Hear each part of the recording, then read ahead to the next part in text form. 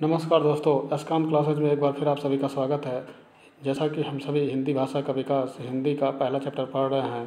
Question number 50 तक part 3 में हम लोग पढ़ चुके हैं। आज जो है क्वेश्चन नंबर 51 से देखेंगे पार्ट 4 में। तो देखिए आज का पहला क्वेश्चन क्या है। आज का जो पहला क्वेश्चन है, अपभ्रंश में किस काव्य के प्रणेता हैं। तो ऑप्शन आपके पास रखा हुआ है, सोचिए क्या आंसर होगा इसका। तो पहला क्वेश्चन जो दिया गया है, अपभ्रंश के किस काव्य के प्रणेता कौन है। अपभ्रंश के किस प्रकार के जो प्रणेता हैं, इसका आंसर जो होगा वो देखिए क्वेश्चन नंबर 51 का जो आंसर होगा पुष्पनंद। ठीक है, पुष्पनंद होगा। क्यों? तो देखिए पुष्पनंद का जो समय था वो 10वीं शताब्दी था। इनकी प्रमुख रचनाएं जो थी महापुराण, तीर्थकर एवं राम का चरित्र है कि जय कुमार च्युत और आदि पुराण और उत्तर पुराण जो है इन्हीं की रचनाएं हैं।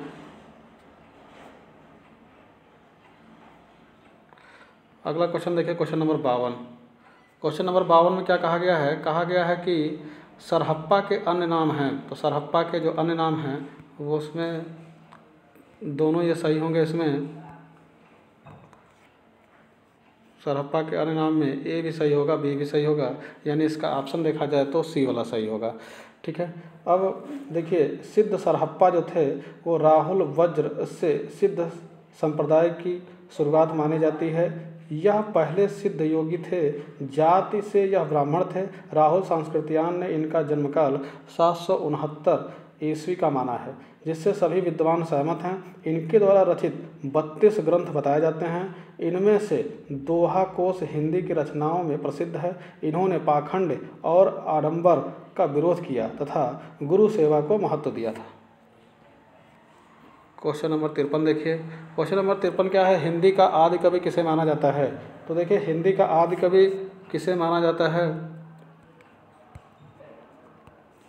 इसका जो आंसर होगा 53 का वो पुष्पनंद होगा। और पुष्पनंद के बारे में जो है क्वेश्चन नंबर 51 में आपको बताया गया था।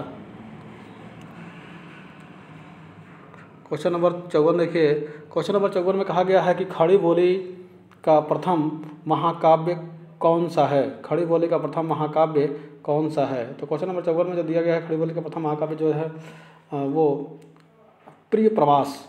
ठीक है, खड़ी बोली का प्रथम महाकाव्य प्रिय प्रवास है। तो इसका आंसर जो होगा वो सी वाला होगा। ठीक है, देखिए अयोध्या सिंह उपाध्याय थे, हरियोध की हिंदी काव्य रचना है और हरियोध जी को जो है काव्य प्रतिष्ठा प्रिय प्रवास से मिली थी। ठीक है, इनका रचना काल जो था सन 1909 से सन 1913। प्रिय प्रवास विरह काव्य है। केवल काव्य की परंपरा में होते हुए भी उन्होंने उससे भिन्न है। ठीक है, हरियोध जी ने कहा है, मैंने श्री कृष्ण चंद्र को इस ग्रंथ में एक महापुरुष की भांति अंकित किया है, ब्रह्मा करके नहीं। कृष्ण चरित्र को इस प्रकार अंकित किया है जिससे आधुनिक लोग भी सहमत हो सकें। ठीक है, क्वेश्चन नंबर 55 देखिए। क्वेश्चन नंबर 55 में कहा गया है, निम्नलिखित में से कौन सी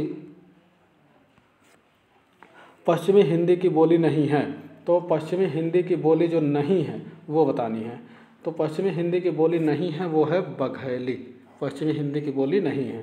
ठीक है, बघेली राजपूतों के आधार पर रीवा तथा आसपास का इलाका बघेलखंड कहलाता है और वहाँ की बोली को जो है बघेलखंडी या बघेली कहते हैं। बघेली का उद्भव अर्धमागधी अपभ्रंश के ही एक क्षेत्रीय रूप में हुआ है। इसका क्षेत्र रीवा, नागौर और शहडोल, सतना, मेहर तथा आसपास का क्षेत्र कहलाता है। क्वेश्चन नंबर 56 है, भारतीय संविधान के किन अनुच्छेदों में राजभाषा संबंधित प्रावधानों का उल्लेख है। तो इसका ऑप्शन जो है आपका ए वाला सही है। ये आसान क्वेश्चन है, आप जानते होंगे। 343 से 352 तक। क्वेश्चन नंबर 57 देखिए, दक्षिण भारत हिंदी प्रचार सभा का मुख्यालय कहाँ पर स्थित है। दक्षिण भारत की बात कर रहा है और दक्षिण भारत का जो प्रचार सभा है वो दक्षिण भारत में चेन्नई है।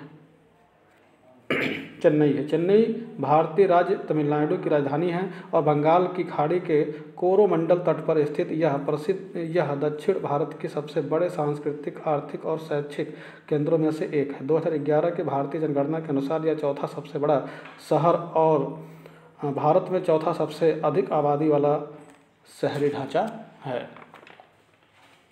अब आप देखेंगे क्वेश्चन नंबर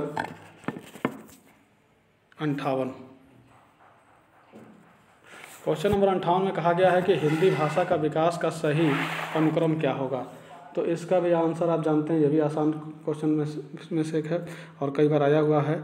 देखिए, संस्कृत को नहीं माना जाता है, बहुत बच्चे जो है संस्कृत को मान लेते हैं कि सबसे पुरानी भाषा संस्कृत है तो पहला वो होना चाहिए, लेकिन एक्चुअली में जो है भारत में पाली, ठीक है, पाली प्राकृतिक अपभ्रंश हिंदी, जो पहला वाला क्वेश्चन ए है, ऑप्शन इसका सही होगा, ठीक है, ए ऑप्शन सही होगा। हिंदी भाषा के विकास का सही अनुक्रम कौन सा है? पाली प्राकृतिक अपभ्रंश हिंदी। अगला क्वेश्चन देखिए 59 नंबर, किस विद्वान ने केशवदास को भाषा का मिल्टन की संज्ञा दी थी? तो ये विद्वान जो थे मित्र बंधु इनको कहा जाता है, ठीक है, मित्र बंधु।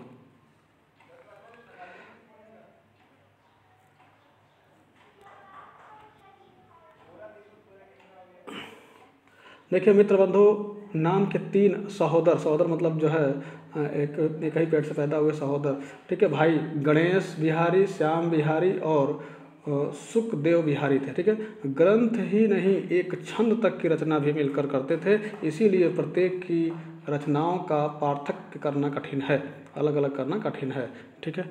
तो किस विद्वान ने केशवदास को भाषा का मिल्टन भी कहा था? मित्रबंधु को भाषा का मिल्टन कहा था। क्वेश्चन नंबर 60 जो कि हमारे सीरीज का लास्ट क्वेश्चन है, ब्रज भाषा व्याकरण के लेखक हैं। ब्रज भाषा व्याकरण के लेखक हैं, तो यहाँ पर जो है ब्रज भाषा के लेखक जो हैं वो मिर्जा खां इनको कहा जाता है, ठीक है, मिर्जा खां, ठीक है। तो देखिए, तुवफ़तुल हिंद के रचयिता मिर्जा खां ने ब्रज भाषा के क्षेत्र का उल्लेख इस प्रकार किया है, भाषा ब्रज तथा उसके पास पड़ोस में बोली जाती है, ग्वालियर तथा चंदवार भी उसमें सम्मिलित है, यमुना गंगा का दोआब क्षेत्र भी ब्रज भाषा का क्षेत्र कहलाता है। तो ये हमारी सीरीज समाप्त होती है। आप सभी चैनल को सब्सक्राइब करिए और घर पे बैठ के पढ़िए, लॉकडाउन में घर से बाहर ना निकलिए, ठीक है, और इस महामारी से बचिए। हम जीतेंगे, कोरोना हारेगा। जय हिंद।